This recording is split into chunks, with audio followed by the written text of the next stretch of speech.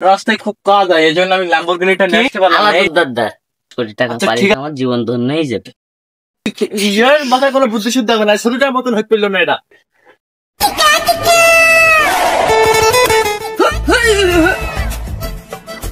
বাবা রিপোর্ট এখানে মুছে দাও।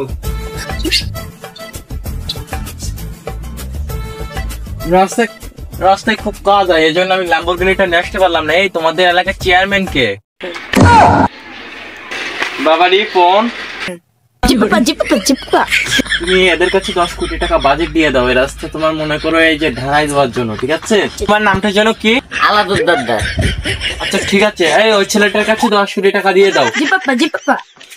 10 কোটি টাকা, 10 কোটি টাকা পারি আমার জীবন ধন্য হয়ে যাবে।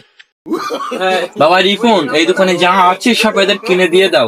ওকে বাবা, ওকে বাবা। তোমাদের এলাকায় কি একটা হেলিকপ্টার লাগানোর মতন জায়গা আছে?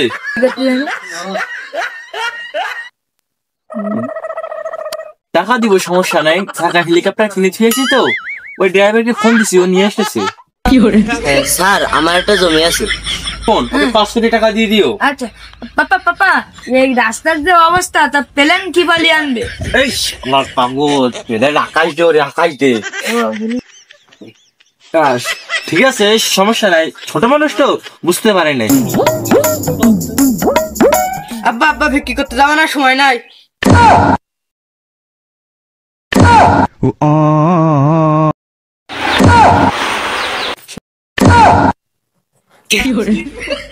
সমস্যা নাই, যা।